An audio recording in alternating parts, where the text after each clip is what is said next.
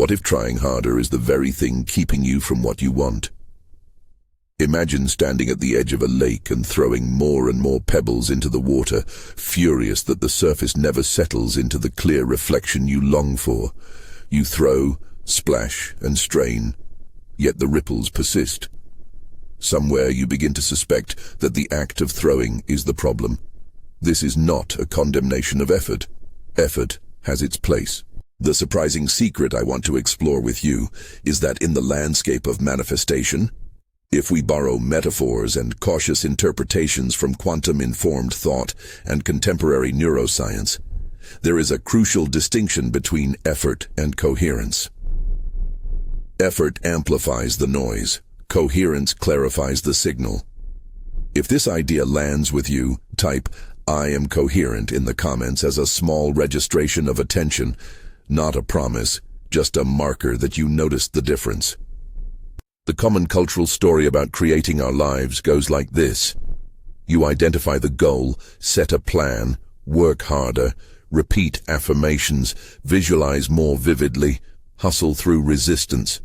It's a program of force, and sometimes it works, but often, despite hours of practice and disciplined routines, something in the inner experience feels fractured.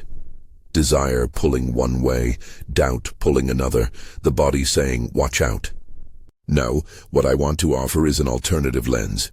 Rather than thinking manifestation is primarily a function of doing, consider that it may be primarily a function of coherence. In certain interpretations of quantum theory, ideas popularized by thinkers such as Amit Goswami and echoed in contemporary spiritual frameworks, the mathematical world at the smallest scales supports a model where possibilities exist in a kind of superposition until a measurement or selection occurs and one possibility becomes actual. Translating that metaphor into human terms, before an outcome appears, it exists among many potential versions. For a single pattern to crystallize in your lived experience, something in your system must stop interfering and allow one possibility to stand out. This is not a scientific claim that consciousness magically controls particles. It is a provocative, practical model. Coherence functions like a clear signal that allows a system to settle, whereas effort without alignment often looks like static that keeps things unresolved. To make this more tangible, picture a radio trying to pick up a station. If the dial is oscillating, if your hand is touching the tuner and you're jittering it, all you hear is static. Fragments of several stations, bits of music and speech overlapping. If instead you gently tune and then hold the dial steady, the static drops away and a single station emerges with clarity. In this analogy, your inner state, the blend of attention, bodily tone and habitual expectation, acts as the tuner. Chronic stress, anxious scanning, or frantic effort are like a jittery hand that never lets the radio settle. That jitter creates interference. Coherence is the steady hold that lets one frequency come through distinctly. Now let's look at the nervous system, because it is the mediator between your felt experience and your cognitive strategies. Neuroscience doesn't endorse metaphysical claims about manifestation, but it does offer useful language for describing how different physiological states change perception and decision-making. In simplified terms, when your nervous system is dominated by high beta activity, what feels like hypervigilance, problem-focused thought, and a continuous scanning for threats, attention narrows and becomes reactive. You begin to check for proof compulsively, revisit past failures, and interpret ambiguity as danger. That state keeps you locked into defending what is already known. It is calibrated for survival, not for creative selection. In contrast, alpha and theta rhythms are associated with relaxed attention, creativity, and a broader field of perception. Parasympathetic dominance, what we might feel as ease, slower heart rate variability that points to rest and digest, creates a physiological backdrop where the mind can imagine without immediately fixing on what's missing. Here's the key phenomenological point. When your attention is split, when desire coexists with doubt, hope is paired with hurry, faith with checking, you're producing internal interference. That interference doesn't necessarily block the possibility in some mystical, absolute sense. It biases your system toward continued uncertainty. The longer you maintain a fragmented internal signal, the longer the state that produced your present experience persists. So, manifestation framed as selection requires a kind of inner unity, a coherent field where feeling, thought, and bodily tone send a unified message. The surprising secret is that this unity rarely emerges from sheer willpower. It emerges from regulation, practices that reduce the noise of stress and let a single, steady inclination hold the foreground. You can feel this difference. There are precise, simple phenomenological markers to listen for. Coherence tends to feel like neutrality and readiness rather than frantic optimism or brittle certainty. It's not an absence of desire, it's the absence of urgent lack. When you're coherent, there's a quiet inside that feels open, like the space just before a curtain rises. You breathe more easily, decision-making loses its anxious tremor, and there's less of the compulsive checking, no constant scrolling, no repeated "did it happen yet?" Because the nervous system isn't in a state of fear, curiosity can arise without self-attack. You become present rather than performance-oriented. That quiet is not failure. It is an indicator that your internal field is prepared to let a single possibility crystallize. Contrast that with what many people do under the banner of manifestation. Repeated forced visualization while the body stays tense, high-energy affirmations said through clenching jaws, or frantic lists of steps performed as proofs of worthiness. These cognitive techniques can be valuable when the body matches the message. But when the body remains in high beta, tight shoulders, shallow breath, adrenal tone activated, visualization becomes dissociation or cognitive effort layered over stress. Imagine shouting into a noisy room. Your voice might be clear, but the background noise drowns it. In the same way, affirmations can be sincere, yet ineffective if the physiological substrate is signaling scarcity. This is why well-intended strategies often produce an internal split.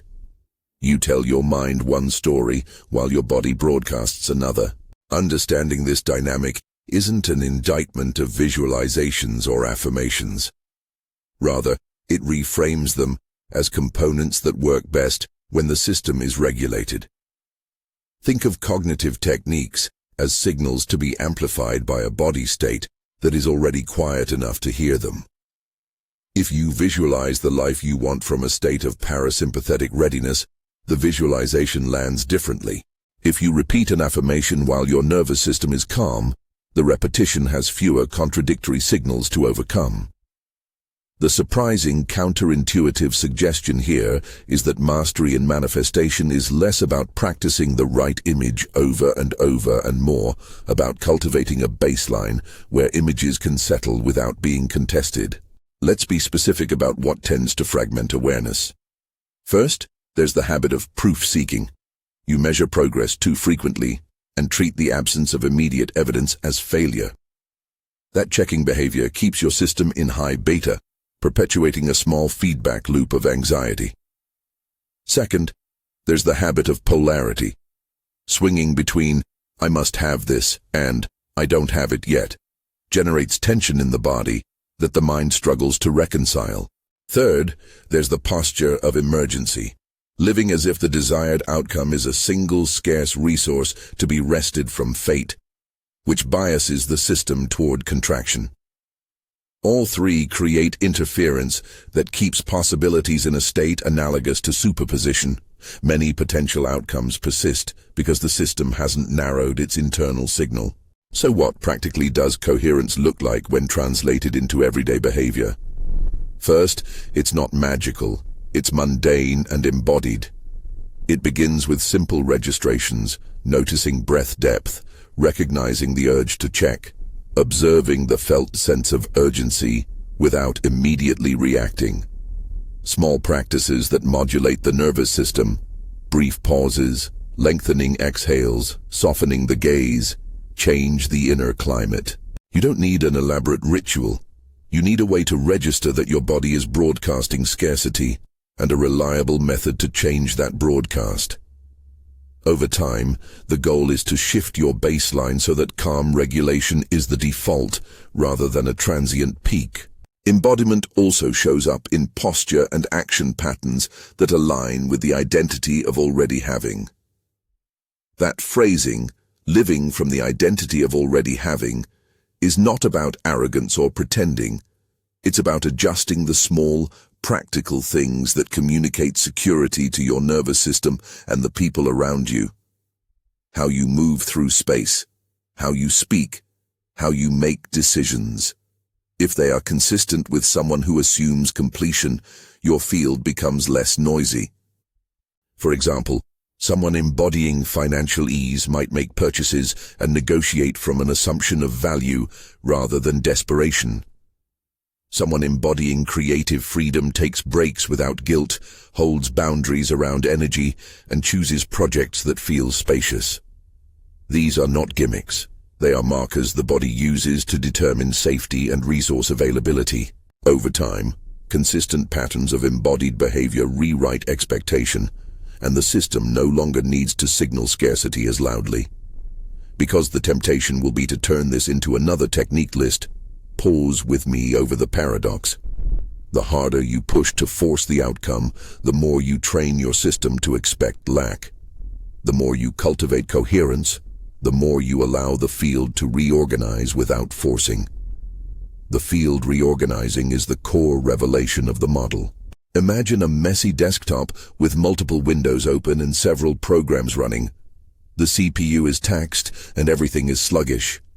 When you close the extra applications, calm the internal processes, the program you want to run finally has the resources to operate smoothly. Coherence reduces internal processes that demand attention. That reduction is not about laziness, it's about resource allocation. Your attention and energy are limited. Where you direct them shapes which possibilities receive the signal to stabilize. Let's return briefly to the quantum metaphor with a bit more nuance. Certain interpretations of quantum mechanics, as discussed by writers like Amit Goswami and echoed in some contemporary spiritual discourses, suggest that the act of observation plays a role in bringing particular possibilities into being.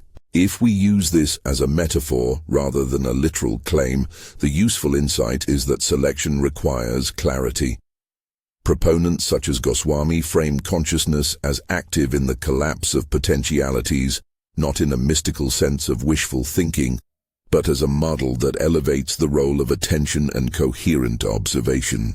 Other popular teachers like Joe Dispenza have emphasized the interplay between mental states and physiology, and their work has helped many people experiment with the relationship between inner state and outer outcomes. Yet it is important to emphasize, these are interpretations and frameworks, not unanimous findings in physics or neuroscience. They offer metaphors that are pragmatically useful for how we organize attention and body state, but they are not definitive proof that human intention directly manipulates quantum events in a straightforward causal way. Given that cautious context, consider how many manifestation approaches unwittingly demand peak states: the ecstatic meditation, the rousing visualization, the charged mantra, as if those peaks alone will do the work. Peaks can inspire and can momentarily reorient a person, but they are fleeting. If your baseline returns to a stress-dominated pattern, the peaks become noise. The deeper work of manifestation is maintenance, lowering the background level of agitation so that a modest, sustained signal has an outsized effect. Maintenance looks like a daily ecology of small habits, micro-rests, predictable routines that cue safety, relationships that mirror your steadiness, and decisions that reinforce your identity of already having. This is why some people who do relatively little dramatic spiritual work but maintain stable habits and relational security experience what others call luck. Their steady baseline is a coherent field that supports the emergence of desired outcomes. There's also a psychological dimension to coherence that often goes unacknowledged, the fragmentation of identity. Many seekers run parallel identities inside themselves, the one who wants and the one who doubts, the one who acts and the one who fears. Each voice pulls attention in a different direction, and the lack of internal agreement sustains ambiguity in behavior. A practical way to approach this is not to wage war on the doubt. Doubt has its functional place, but to integrate it through compassionate inquiry. Hold the doubt, listen to its function, and choose responses that align with the part of you that is steady. This is not suppression. It is a gentle governance of attention. Over time, parts of you come into a cooperative relationship rather than a civil war, and that internal political peace is a powerful form of coherence. You may wonder about the ethical contours of this work. A note of caution. Cultivating coherence should not be framed as morally superior or used to denigrate those who are struggling. Many social and structural conditions produce chronic stress, and individual regulation is not a cure-all for systemic injustice. The model I offer is a tool for personal practice, not a prescription to ignore real-world constraints. Use it to expand your capacity for action, not to evade responsibility. Coherence creates space for more effective, wise action. It doesn't relieve you from doing the necessary things in the world. Rather, it allows you to do them from a clearer place. Now let's translate this into a compact daily scaffold you can experiment with the clear caveat that none of this promises a fixed outcome. Start with short, non-negotiable moments of regulation. 3 breaths that lengthen the exhale before you make a decision. A 2-minute pause before replying to a text that triggers you. A 5-minute check-in where you notice the dominant emotion and name it without spiraling into it. These practices are not flashy. They are registration points that recalibrate your field. Add to that one behavior each week that embodies the identity of already having. Speak as the person who has the relationship you want. Schedule your time as someone with abundant resources. Make a financial choice from steadiness rather than panic. The difference between this approach and many conventional manifestation protocols is emphasis. You are cultivating continuity rather than chasing an ecstatic peak. Expect resistance. The nervous system has habits. It prefers the familiar, even if the familiar is painful. When you begin to stabilize coherence, you may encounter old fears resurfacing. That's normal. The presence of resistance is not a sign that you're failing. It's a sign that the system is adjusting. Continue with compassionate curiosity. If intense or persistent dysregulation arises, seek appropriate support. This framework doesn't replace professional help for deep trauma or clinical conditions. But for many people, small, consistent practices reshape the baseline sensation of life within weeks. Let's consider some common pitfalls and how to sidestep them. One pitfall is using manifestation language as moral judgment, thinking, if I fail to manifest, I'm lazy or defective. This breeds shame and further fragmentation. Instead, adopt a posture of experimentation. What is the simplest habit that reduces my internal noise? Another pitfall is over-reliance on anecdote. Seeing one sudden alignment and attributing it to a single practice when multiple variables were at work. Hold a curious, investigative mind. Track patterns across time. When you notice correlation between steadiness and results, that's a useful data point. Finally, avoid the trap of seeking tricks. Coherence is an embodied baseline. Tricks create peaks. They do not create baseline transformation. As you practice, cultivate a vocabulary for the inner states you encounter. Notice when you are in search mode, checking, scanning, comparing. Notice when you are in restored mode, curiosity without alarm, decisions that feel like small clarifications rather than frantic shifts. Naming these states reduces their power.